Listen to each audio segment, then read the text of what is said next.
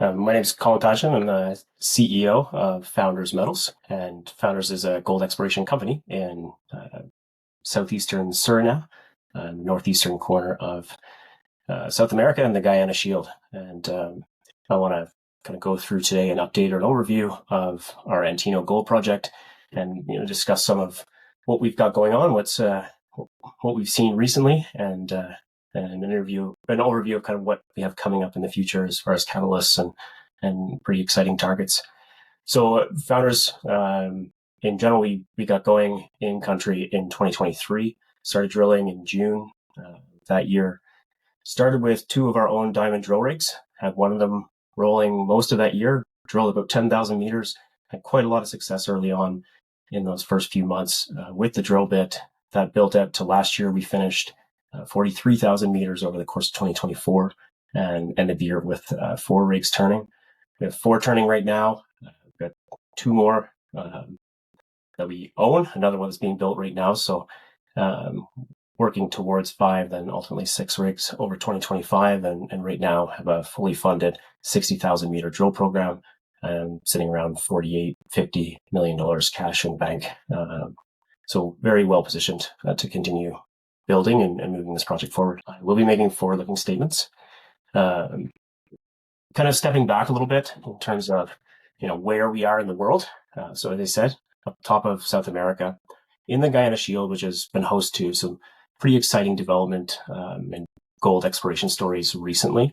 The big one that a lot of people are familiar with is Oko West with Reunion Gold, and then the subsequent G Mining buyout. That definitely brought a lot of eyeballs to the area. Founders is with Antino is situated here in Suriname. We're in the center of that belt, and made some very high grade gold discoveries, some of the highest grade in the Shield overall. But this is a great map because it really ties in why we're interested in the Guiana Shield as a whole. And the big picture takeaway is that West African Birimian Belt, the gold discoveries, gold deposits in that area are there is a lot there. And there's been very little exploration comparatively done in the Guiana Shield, and it is contiguous geology. The Atlantic Ocean is narrower than it should be here for a reason, and it's that those two things have been separated, and makes this whole jurisdiction a very exciting place to be in the coming weeks, months, years. There's going to be a lot of new big discoveries. So digging into Antino, we have a 20,000 hectare or 200 square kilometer fully permitted exploitation concession package. What that means is we have all the permits necessary for anything that we need to do or want to do drilling wise, fully permitted for everything up to and including kind of small scale or artisanal surface mining, etc. We run all of our own diamond drill rigs, so very capital efficient exploration. We come in around $250 Canadian all in per meter. That's with assays and everything. We earlier at the end of last year, and then a top up earlier this year, had B2 Gold come in as a strategic investor in Founders. They came in for a 5% position and have maintained that position in a more recent round of financing from October. Excellent overall access and infrastructure for where we are in the country. We have a 1.3 kilometer airstrip. We're the busiest in the country at the moment, and the site itself is barge accessible for heavy equipment and the like. Lots of historic drilling on the property. That certainly helped us hone in on things. There's additionally quite a bit of historic artisanal gold production. The two things combined are really what have, in the early days led to some of our success, having that artisanal mining open up areas and provide access visually to some of these gold-bearing structures. We were able to combine that visual information with the drilling information and really put together an early model that led to some great early step-out success and ultimately fed some of the more technical or scientific type work that we've done, building out our understanding of the property as a whole. Overall, Suriname is a very favorable mining jurisdiction. The country itself is home to 2 major operating mines right now. Newmont, it's actually updated kind of total produced, and what they have in queue is over 10 million ounces at Marion. They've been operating since the 2016 timeframe, and Rosebel is effectively an institution in country with over 20 years of production. Zijin acquired it from IAM Gold just a couple of years ago. and we're down here in the southeast of the country. So quick corporate snapshot.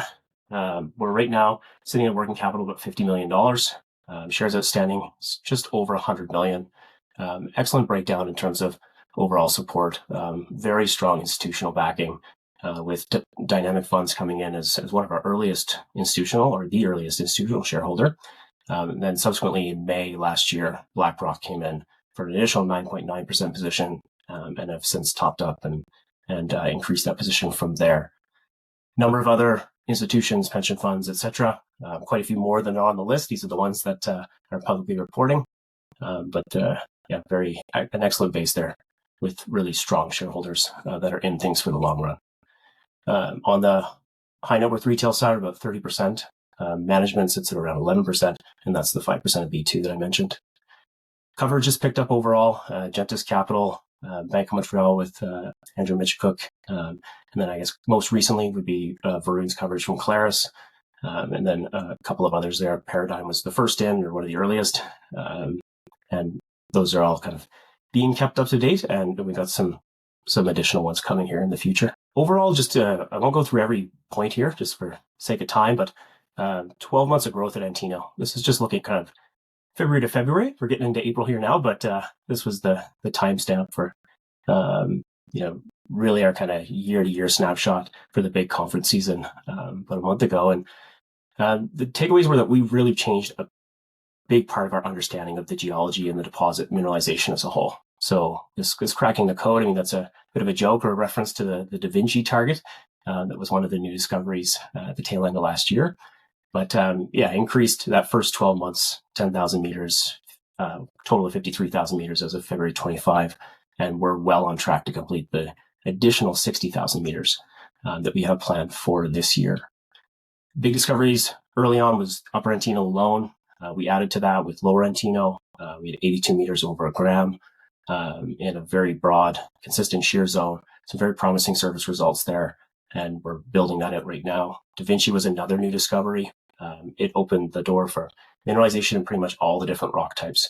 It was the first time we saw significant gold mineralization of the 20, 30, 40 plus meter variety in sedimentary only rocks. So very important for us. And then we had these more peripheral or kind of high confidence targets that we were getting to as part of an exploration program. We're about halfway through that list. Van Gogh and Lawa, we've put some holes into and had some success. Parbo and Maria Giralda are ones that are still upcoming. Big metallurgy tick box. Basically, we didn't expect any surprises and we didn't find any.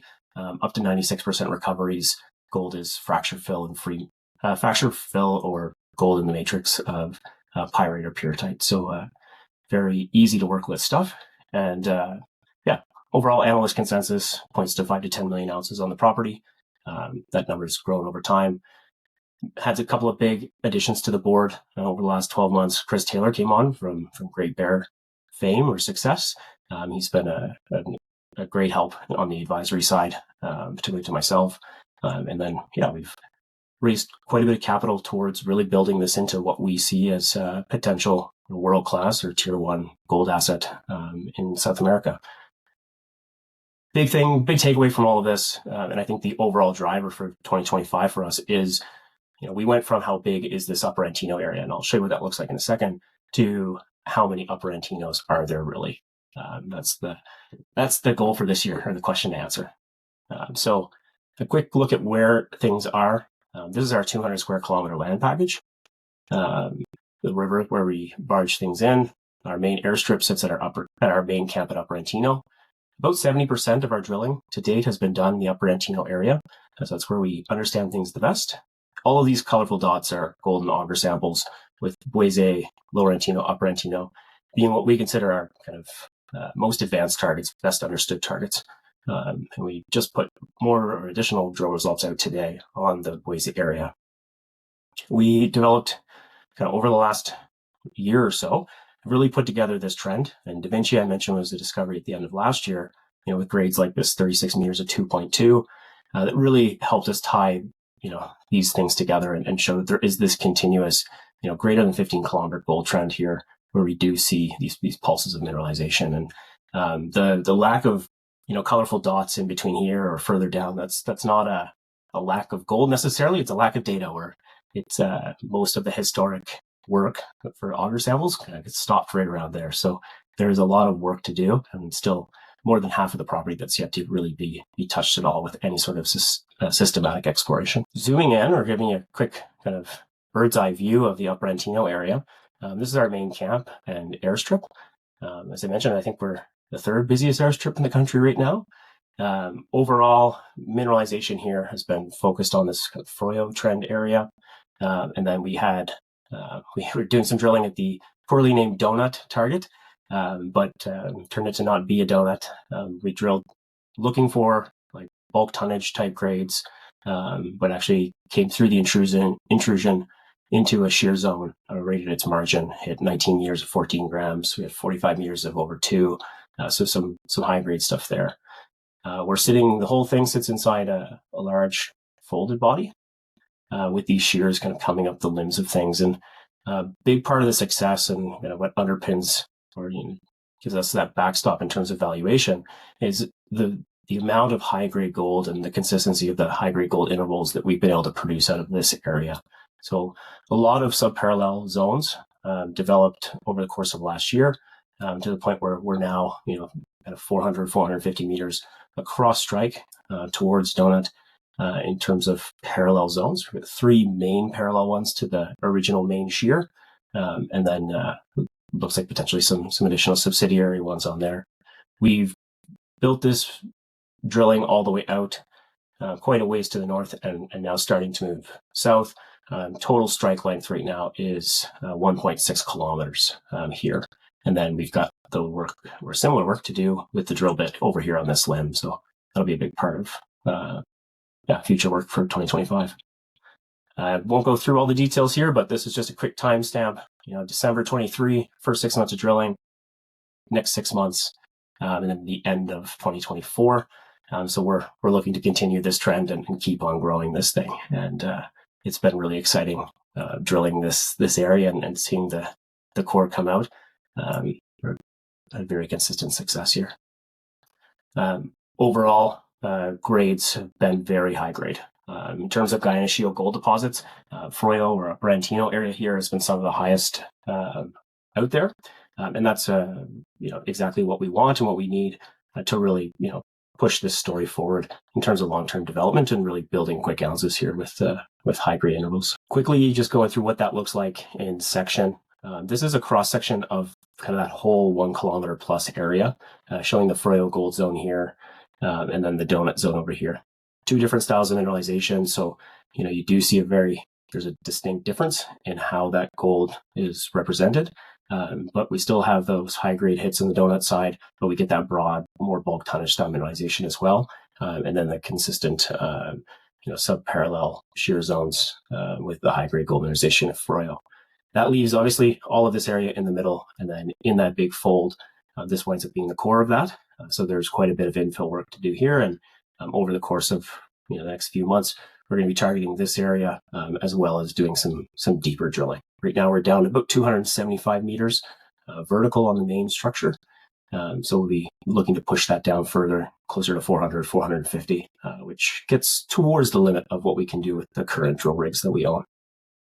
In the long section, the big takeaway, honestly, from the long section piece here has been the continuity. When we started, there were a few historic holes, but not a lot of data. We've been able to really put that together. And what's come out of the more consistent drilling has been that we see these sub-parallel or sub-horizontal, but sub-parallel high-grade ore shoots that are really important from a future mining standpoint, both in terms of the open pit, which is kind of what we're targeting as defining right now, but in future underground scenario as well, having those high-grade continuous, hundreds of meter continuous shoots is really important in the underground scenario for the economics of that. Now jumping down to the middle of the property, Buese is our second most advanced area. It's where we put out drill results today. This area, whenever we do tours, is always the most impressive, or people are always the most impressed here because you really get a sense of the scale of the mineralization or the potential of this area. This is a D5 dozer, 30-ton haul truck, 320 excavator for scale. And this area here has seen, many decades or generations really of artisanal or small scale mining. At this point, it's not so small scale, but the big takeaway here in terms of mineralization, it's a little bit different thesis than the stuff at Upper Antino, is that we've got this intrusive body here that's exposed. This is real rock at surface, lots of veins in it. We came here following up on some historic work that had targeted really the volcanic or the sedimentary rocks that are outside of this area. We wanted to focus on the intrusive. That's what we've done. We've been showing consistently now over a second press release that we see these broad bulk tonnage type intervals from surface mineralization, but then with these pulses of very high grade mineralization or high grade mineralization in high strain zones within this intrusive. And so what we see it as is having the ounces really come from those bulk tonnage numbers in the broad intervals, and then having the average grade get brought up from having those high grade hits mixed into that as well. So pretty happy with how that's progressing. We've also done some recent tailings work as well. Average rate now, over north of 200 samples is 0.64 grams per ton gold, with grades up to 3.39 in tails. That's sub 2 mil material that would make excellent early mill feed and really help with an economic or future economic scenario for a deposit of a potential deposit of this nature. I've covered most of the big points for Buese. As I mentioned, high grade stuff, 20 meters is 7.65 is an example of that, with the kind of 130, 140. We just put out 112 meters of 0.55 as the kind of underpinning bulk tonnage material, but with that high grade stuff mixed in. Very quickly touch on a couple of the other exploration targets and pretty much wrap it up there. But Lower Antino, lots of high grade or substantial kind of multi-kilometer trend and auger. All of this oxide material for the saprolite is all preserved. There's not been any historic mining. So drilling beneath that into the fresh rock and seeing a structure of all 80 plus meters with consistent grade over that interval and a bit of a higher grade core to it was really, really encouraging. And so we're continuing to follow up in this area with drilling and build that out to get some news out on it. And we do still see this as kind of our third most advanced or third most promising presently target close to the Upper Antino area. Further afield, Da Vinci, another one, Van Gogh, that I won't have time to touch on today, and then some stuff off to the furthest east, which is our newest targets. All of these are very exciting and part of kind of first pass exploration drilling, where in very early drill holes, able to hit some substantial grades. At 36 meters of 2, 47 meters of a gram, all of this stuff from surface. And widths or scale of shear that is really, really quite impressive. Quickly touch on an option agreement so people have an overview. We're through stage 1 now, so 51% ownership of the property. Our partners are Surinamese family that have owned or held the concessions for the last almost 30 years. Stage 2 we'll be getting to here in the next couple of months. We should cross the spend or the work commitment threshold and be able to exercise. And then stage 3 is at our option and only based on work, which we would have complete by the end of this year. We are in negotiations as well with the optionors or with NANA to see about potentially acquiring their outstanding 25% and consolidating the entire asset under Founders Metals. So I'll stop things there and leave a bit of time for questions. But overall, things that you can expect as far as news and upcoming catalysts, big ones, completion of that stage 2 of the option agreement I just mentioned, but then ongoing drill result releases. So had Buese go out today, expect to get some more results out from the Upper Antino, Lower Antino areas. And then also from that exploration drilling that we're doing in the kind of Van Gogh, Da Vinci, Lawa, Parbo, etc. areas, and a few others that don't have names yet. But basically stay tuned. We expect to continue having drill results out on a pretty steady basis. Thanks very much. So, awesome presentation. Thanks. Could you tell us about yourself and your career? Myself? Yeah, absolutely.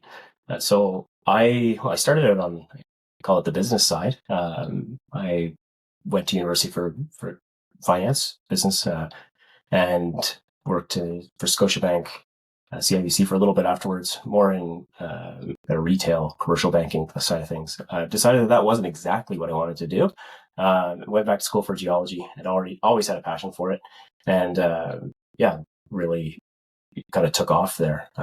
Had a lot of successes in school, and that turned into working for surveys in the north of Canada, and then working for private companies focused on orogenic gold deposits, which we have, and then wound up doing a lot of my own mapping and contract work, and eventually connecting with a group that led to getting involved with Founders.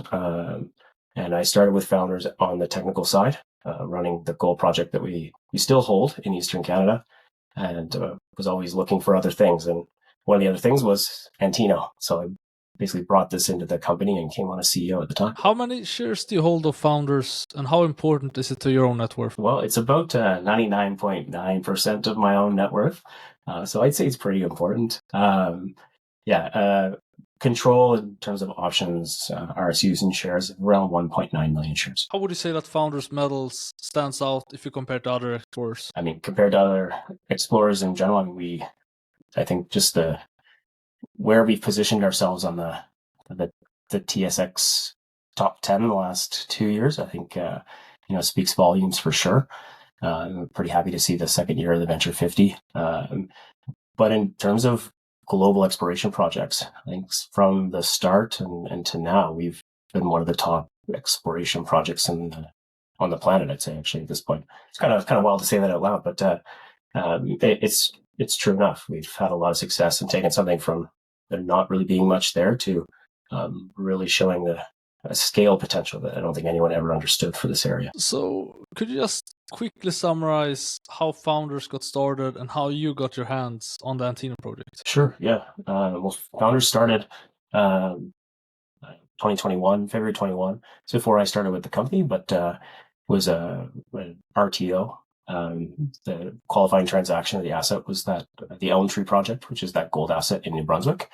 I came in to run the exploration for that.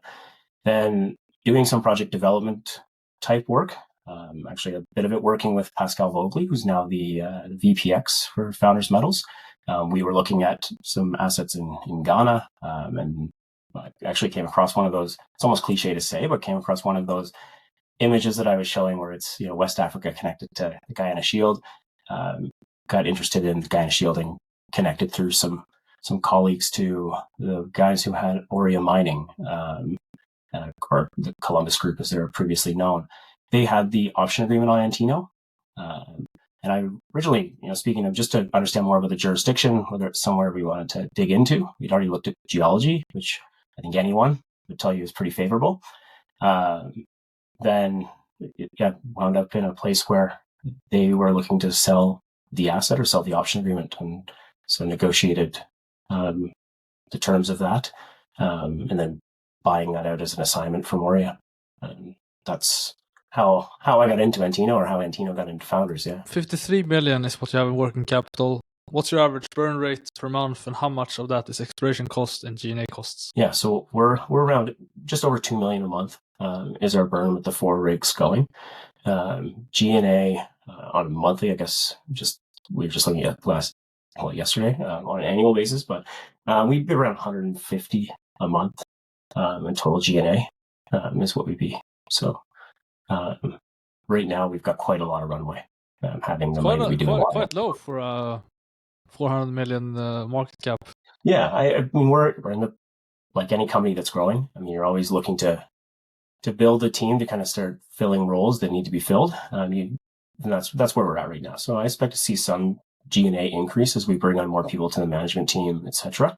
But I mean, we do our best to keep things as tight as we can. So how much money do you expect to exit the year with? I expect to exit 2025 with depends a bit on the acquisition side of the equation.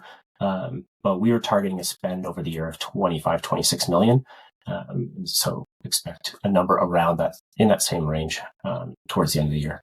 2025 is where we expect to end the year. Perfect. And how much runway in terms of money would you, at a minimum, like to have at any given time? That's a good question. I don't think there's a hard and fast rule, but certainly at the scale of company we are at this point, and with the current burn rate, we always want to keep like a bare minimum, I think, kind of $10 million base, but really we want 6 to 12 month runway as a minimum, really, at any sort of reasonable time frame. That said, we do have enough money in the bank, and one of the beauties of having all of our own kind of supply chains and drilling operations are our own everything, is that we have a flexibility in our spend that isn't, I think, always the case. We're not under contractual obligations to ourselves. Where we have to maintain certain levels of spending, so we can be very flexible if we need to, if the market dictates that, if spend dictates it, etc. So we're in a good spot that way. So you now have 4 rigs. When will the 5th rig come in, and when will the 6th rig, which you also mentioned in the presentation, come online? Yeah, so the 5th rig, we're actually in construction right now. So we're still quoting kind of mid-year, June timeframe. We're having a 5th rig come online. The 6th rig right now, we're kind of keeping in the background to make sure that the other 4 and then 5 are always running, because that's a part of owning your own rigs, is making sure that you have a spare there just in case. So if we're bringing a 6th full diamond rig on, it'd be closer to the end of the year. I'm always a little careful, and actually I say we because the team has the same opinion. When it comes to exploration drilling, it's great to be able to say that you've got more rigs and you're drilling more meters, but if you're not actually working with the core that comes out of those drills, and having enough time for your geologist to properly think about the rocks that are coming out, you can drill a lot of meters and you can put that in a press release, but you want the meters to matter. So, too many rigs. Yeah, I mean, you're not doing infill drilling, so you're doing exploration drilling. So yeah, you have that's to right. And a lot. as soon as you move to infill or to that resource definition type stuff, that's bring in the rigs. Likely we would move to third party as well, or in addition to our own rigs, so that we can get that done as quickly as possible. Because that's just what makes sense when you're at that stage. Just to confirm, all of these drills are diamond rigs, right? Oriented core. They're all diamond rigs, all oriented core. From May last year, every hole we've drilled has been oriented. Besides having a low, drilling cost, all-in drilling cost, I think $200 you mentioned in the presentation, Canadian dollars. Also, could you talk about what are the advantages, and also if there are any disadvantages of owning and operating your own rigs? Because it's quite rare. I mean, it is quite rare. I mean, it's and for it to work out successfully, I think, is additionally rare. And there were certainly learning curves at the beginning, but I mean, we've produced enough meters now that we've proven we can do it. I see the advantages are that flexibility that I mentioned. Cost is the obvious one, but the disadvantages are that you are required to manage what becomes a drilling business or drilling company in its own right, and so. When you're paying that third party, you're not having to deal with all of the kind of managerial load that comes with running a drilling company. It's paid off. It's certainly been worth that effort.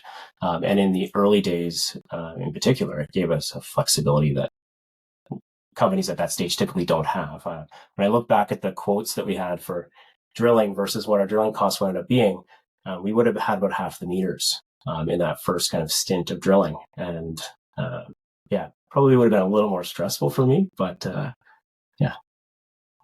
been pretty happy with how it's worked out. B2Gold, as you mentioned, has now invested 2 times in Founders. They have 5% in the company. Could you describe what's their interest in Founders, and also your relationship with them and level of activity from their side? Yeah, so interest from them in terms of the structure of the deal with them. So they have 5% right now. They have rights up to 9.9, and then there's a kind of within that, an obligation for them to acquire just under 1.2 million shares in the open market between now and the anniversaries in November. So their position likely grows here in the future, and that market buying is always a good thing for us. In terms of relationship with them, I mean, one thing I'll say is that we did start as a relatively small stake in the company, and so we do maintain. There's no great deal of asymmetry of information. There's no obligation along those lines. And so they come to site. We've had a number of their technical people to site, and a number of senior people coming to really understand, see, evaluate Suriname, I think, as a future jurisdiction for operating. So they certainly have that interest. And then our connection with them, work closely with Andy Brown, their VPX, and on the technical front, on anything like that, it's really, they're there, available as much as we would like them to be available. And it's been a very good relationship that way. What's the Assay turnaround time? So that's gone up a little bit. We were in the kind of quoting 2 to 3 weeks, and sometimes it was much shorter than that. We're now kind of a month-ish is what we see more consistently, which isn't a huge increase, but it's some. It's a product too. I think the success the region has shown. I mean, there's a number of other juniors operating there now that are using those labs, and a couple of one of the main miners has also started using the laboratory facilities. So I guess it's good business for them. Maybe there's some expansion coming in the future. I don't know, but yeah, that's currently the rate. So what cadence of releasing assay results should we expect ballpark going forward? I think on average we're shooting for the kind of 3 to 4 weeks between drill results. So kind of the 1 to, if we can get it, 2 per month to coincide with the amount of drilling that we're doing. Yeah. And what royalties are there on the Antino project? No royalties whatsoever on Antino. The only mechanism for generating a royalty would be in that future joint venture scenario under the option agreement. So if the option agreement ends, we move into a joint venture with its fully participating proportional spend requirement. If we were to dilute down below 10%, then there's that final 10% can be converted to a 3% NSR. But that's really at our control, I suppose, in terms of going through that. I think it would be good if you could give us some color on who Nano Resources are. Sure. What's their plan ultimately for? I mean, they will own 25% of the project as you go into a JV. And do you think they would be willing to sell it to you and get a royalty plus some cash and shares, or what's the? Yeah, and so those are very much discussions that we're having kind of right now, and the Nano Resources is Surinamese private business, family-run business. They've been operating kind of mining or exploration logistics space for quite a long time, since the earliest exploration days on Antino, when Golden Star was there back in the kind of late 90s. So they are the original owners of the Antino concession as well. We've held it that entire time. Yeah, as far as like a buyout or I don't know if merger is the right word, but that's all something that is very much an open conversation with them right now to try and understand better exactly what the number is, because that's where we're at. I think that we're all on the same page as far as the together. It's certainly better, and for them, there's a certain level of liquidity that comes along with doing a deal with founders. They've expressed interest more in having some shares. I imagine some small amount of cash, but focusing on an equity stake in founders in exchange for that asset level stake in Antino. Is this a very wealthy family? Is this how do I say it? How important is Antino to them? Well, yeah, I mean, Antino or this, kind of the activities currently, I think are very, very important to their overall net worth, if you want to call it. I mean, they have their own business enterprises, etc. But if the question is more, would they have the capacity to support, a 25% pay on a large scale development project? I don't think so. I think that, or I at least think that would be difficult to secure. What opportunity do you see to grow your land position? Currently, you have 200 square kilometers, and also, where would you like to expand it? Well, everywhere around us is the first and most obvious answer. Yeah, right now, so I think we've been pretty open about having applications in for contiguous surrounding area. That's a conversation that's ongoing with the government right now to secure that land, and that's to the west, to the northwest, and then to the south. There's other opportunity for concessions a little bit further away from Antino, but in that same area where we have a better handle on the geology. That would be through private concession owners. And then immediately north of us and contiguous again with the property, that's a concession, the Bensdorp area. It's been around for as long or longer than the Antino concessions have been. And we're talking to the owners of that company as well about kind of pulling things together. And, regionally, certainly conversations there and with other concession owners in the area. I mean, it makes a lot of sense for things to consolidate, and it obviously ticks a big box for us in terms of land package and long-term potential, for a future potential acquirer, that sort of thing. That's how we look at it, but it also gives us a lot of opportunity to find new things. I mean, there's so little exploration work that's been done. any new ground out there represents some possibilities for some big new discoveries. So there's no company surrounding you directly, or at least no mineral exploration company surrounding you? No public companies that surround us, no. The closest exploration company or public company to us would be Miata. They're about 50, 60 kilometers away from us to the northwest. So the metallurgical test was obviously has been very good. I mean, gravity plus CL seems to work very well, but is that just on Upper Antino, frozen donut? That's just at Upper Antino. So, I mean, from that work though, and it's preliminary, and ultimately for metallurgy or metallurgical testing, what we wanted to do is make sure we could tick that box and know that we're not dealing with any difficulties or obvious difficulties. The mineralization that we see elsewhere on the property has always been, other than Da Vinci, and I'll touch on that, has always been very similar to what we see at Upper Antino. So we eventually or ultimately will do some test work on kind of all of these areas before we get too involved in terms of drilling and really building them out, because we want to understand the value of them, and metallurgy is obviously a main component.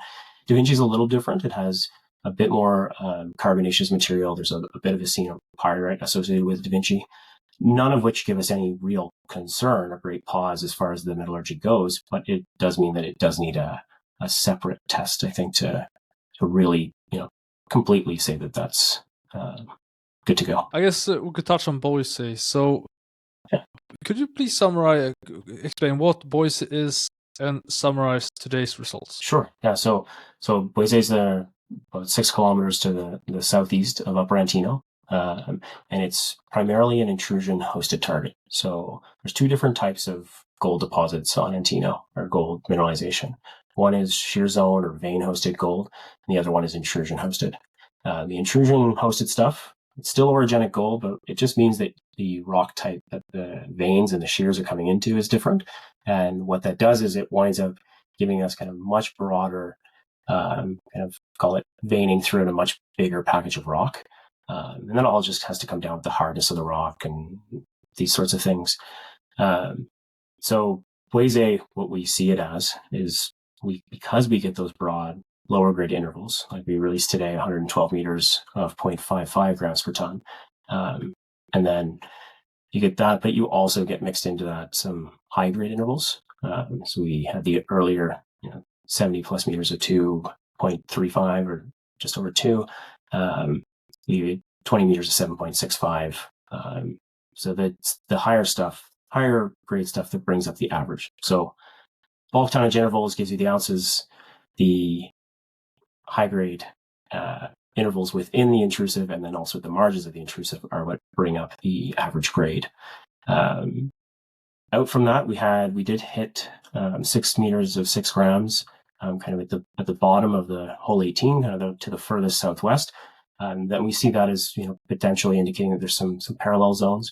I think that those sub-parallel zones are going to be important to the overall strip ratio, et cetera, of an open pit scenario. So we're very encouraged by seeing that and that hole in that direction. And then we've had some surface success further to the northeast in the Buese area as well, where we grab samples, kind of 5, 6, 8 grams per ton that we'll be following up with a drill rig as well. Right now, Buese still remains, it's the biggest kind of volume target in terms of ones with drilling or advanced drilling on the property. And the scale of the artisanal mining and the tailings results that we released today as well kind of point to it having that longer term bulk tonnage potential. 0.64 is what came back in the tails. And recoveries for that's all mining from primary saprolite, so primary material. It's not alluvial.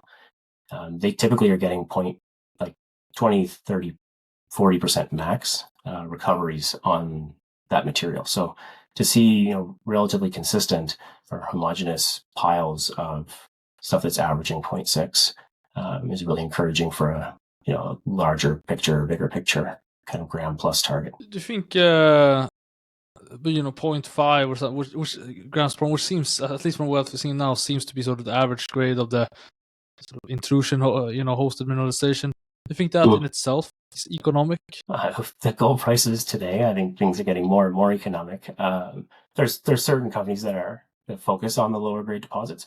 I think for us, the thing I focus on is that Buese is the economics of a bigger picture development scenario. You get the quick payback from the very high grade deposits, the vein hosted ones like at Upper Antino, and then you've got the additional ounces and the longer term kind of mine plan from these bulk tonnage targets. And so by itself, I think you'd have a lot of competition out there if you were trying to develop only a 0.5 or a gram target. But having the things in combination, it just makes for an impressive package. What are the next steps of Buese? And do you currently have one rig operating there? Yeah, one rig operating at Buese. It's going to stay there. So continuing to test a bit of the further along strike piece. We have a couple more holes to test in that northwest direction. And then again, looking to define boundaries before we start doing kind of the more filling in part of things. We want to test those anomalies to the northeast from the grab sample work and some trench work that we have starting here shortly. And then after that, it's getting back to the core of Buese and starting to build out the real geometry of those intrusive bodies. And what they look like with some more consistent drilling. Where are currently the 4 rigs located? Yeah, so we have right now we had 2 rigs working in the lava targets furthest to the east.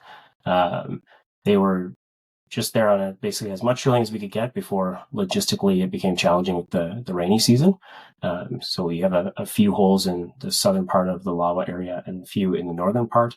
Those rigs have now moved. So at present, we have 2 rigs at Upper Antino, one that's focused on deeper drilling, so extending things down to kind of what would be typical sort of maximum pit depths, that 400, 450 meter range is what we're targeting.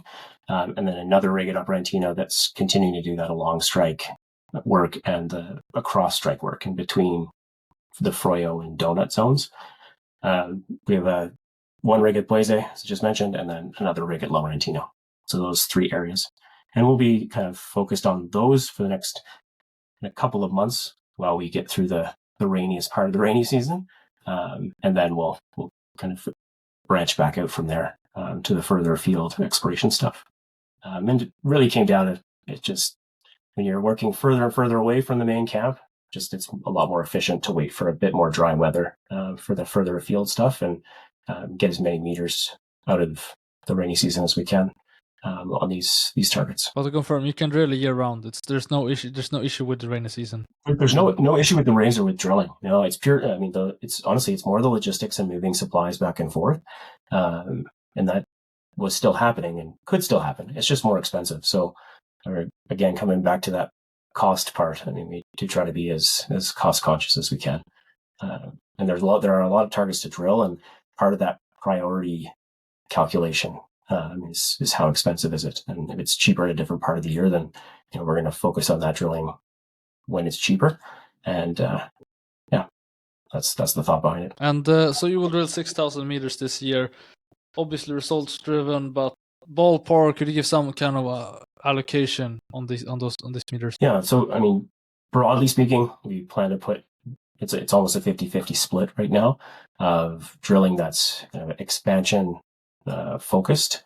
So on Upper Antino, Buese, Lower Antino targets, and then the other 50% on these more exploration targets. So building out on ones that we've already done some work on. We'll be going back to places like Vinci and Van Gogh.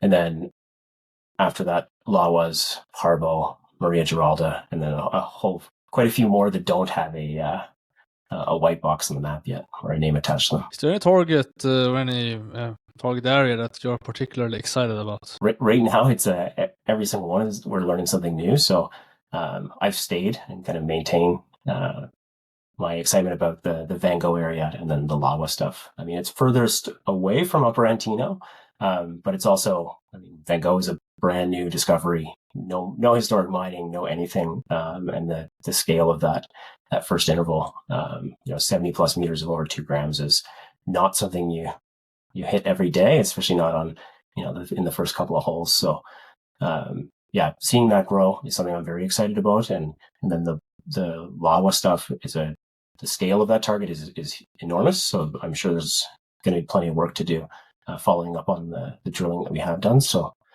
but it has still a lot of potential. Could you add some color to Suriname as a mining jurisdiction and also permitting timelines for both exploration permits, but primarily for exploitation permits? Yeah. Suriname as a jurisdiction is a very gold-focused economy. So I think one of the things that's common to both Suriname and Guyana is that, when it comes to mining concessions and agreements, etc., a contract is a contract. And so very stable environment to work in that way. Just the steady state operations of, Rosebel for 2 decades, under the same overarching agreement, I think is testament to that.